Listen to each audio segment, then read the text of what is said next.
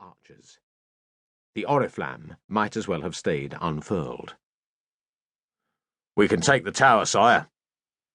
Sir Geoffrey de Charny, as hard a soldier as any in Philip's army, gestured down the hill to where the English garrison of Neuilly was isolated on the French side of the river.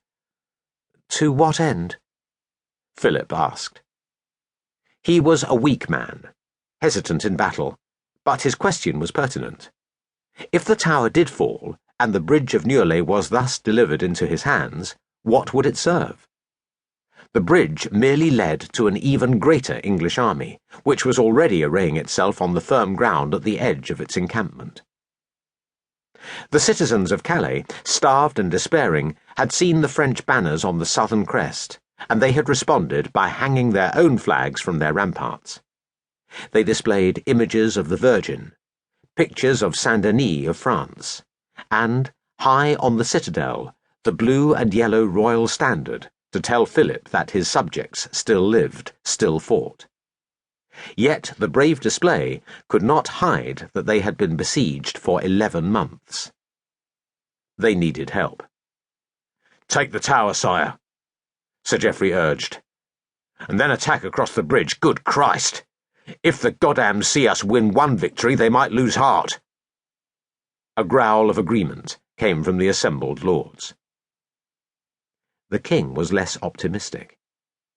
It was true that Calais' garrison still held out, and that the English had hardly damaged its walls, let alone found a way to cross the twin moats. But nor had the French been able to carry any supplies to the beleaguered town. The people there did not need encouragement, they needed food. A puff of smoke showed beyond the encampment, and a few heartbeats later the sound of a cannon rolled across the marshes. The missile must have struck the wall, but Philip was too far away to see its effect. "A victory here will encourage the garrison," the Lord of Montmorency urged, "and put despair in the English hearts." But why should the English lose heart if the Tower of Neuilly fell? Philip thought it would merely fill them with the resolve to defend the road on the far side of the bridge. But he also understood that he could not keep his rough hounds leashed when a hated enemy was in sight, and so he gave his permission. "Take the tower," he instructed, "and God give you victory." The king stayed where he was as the lords gathered men and armed themselves. The wind from the sea brought the smell of salt, but also a scent of decay which probably came from rotting weed on the long tidal flats. It made Philip melancholy. His new astrologer had refused to attend the king for weeks, pleading that he had a fever. But Philip had learned that the man was in fine health, which meant that he must have seen some great disaster in the stars and simply feared to tell the king. Gulls cried beneath the clouds. Far out to sea, a grubby sail bellied towards England, while another ship was anchoring off the English-held beaches and ferrying men ashore in small boats to swell the enemy ranks.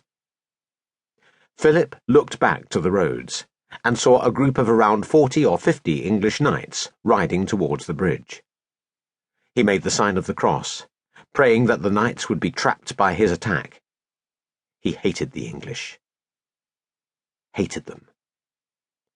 The Duke of Bourbon had delegated the organisation of the assault to Sir Geoffrey de Charny and Edouard de Bourgeois, and that was good. The king trusted both men to be sensible.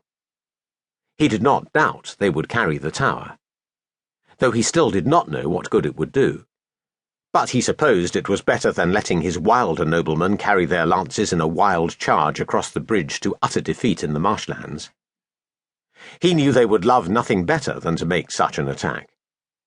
They thought war was a game, and every defeat only made them more eager to play. Fools, he thought. And he made the sign of the cross again, wondering what dire prophecy the astrologer was hiding from him. What we need, he thought, is a miracle, some great sign from God. Then he twitched in alarm because a nakerer had just beaten his great kettledrum. A trumpet sounded. The music did not presage the advance. Rather, the musicians were warming their instruments, ready for the attack.